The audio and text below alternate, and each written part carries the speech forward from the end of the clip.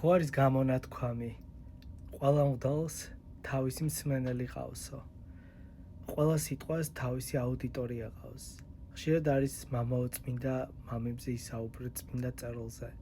დამერწმუნეთ, ჩემი მთელი ცხოვრება მიუძღვენი სწორედ წმინდა მამებს, წმინდა წერილს და საეკლესიო მოძღვრებას. ამის იქით მე არც არაფერი არ ვიცი რეალურად. თუ თქვენ მოისმენთ ჩემი ქადაგებიდან რამე ისეც, რომელიც არ მოგეწონებათ, არ ჯდება, შეგიძლიათ დაწეროთ გამოკრიტიკოთ.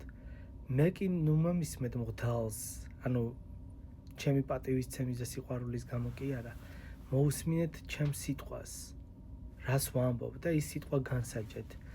და მაგ სიტყვას რამდენად ღებულობთ და არის თუ არა მისაღები.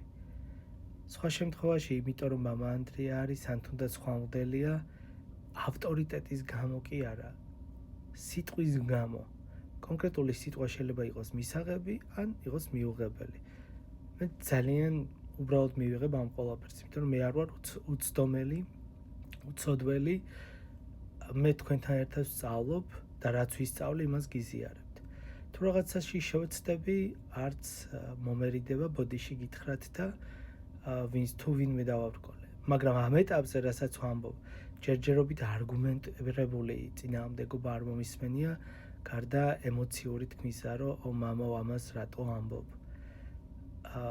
ზოგჯერ არის სწავლება არასწორად დამკვიდრებული და როცა შენი იტყვი ალტერნატიულად წმინდა მამები როგორ ფიქრობდნენ ამ საკითხზე და ან დღევანდელი მიდგომა ეკლესიის როგორია, ბევრისთვის ეს მოსაწონი არ არის, იმიტომ რომ ისე მიიღო მან ინფორმაცია და წლები ასე გაიზარდა და ეგონა.